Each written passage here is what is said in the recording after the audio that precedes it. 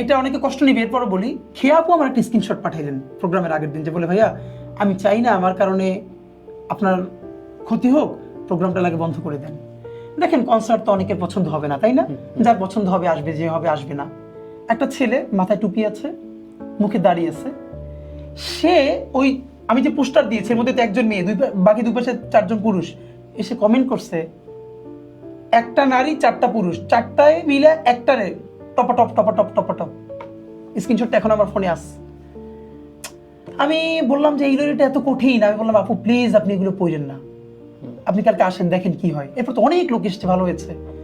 এবার আপনি ভাবেন, একটা মেয়ে যে হয়তো হিজাব নিকাব করে না কিন্তু ইসলামী মূল্যবোধ ভালোবাসে, সেই মেয়েটাকে যদি দেখে এরকম, এখন আপনি ওই ছেলেটার গিয়ে দেখবেন কি জানেন, হয়তো ওর পুরো ট্র্যাডিশনের মধ্যে অরিজিনাল ইসলামিক কেউ নাই, সে হয়তো একটা টুপি ধরেছে, দাঁড়িয়ে রেখেছে এবং সেইটাকে আবার সোয়াব মনে করে গাড়িটা দিতেছে, কিন্তু সে কত বড় ক্ষতি করতেছে দেখেন।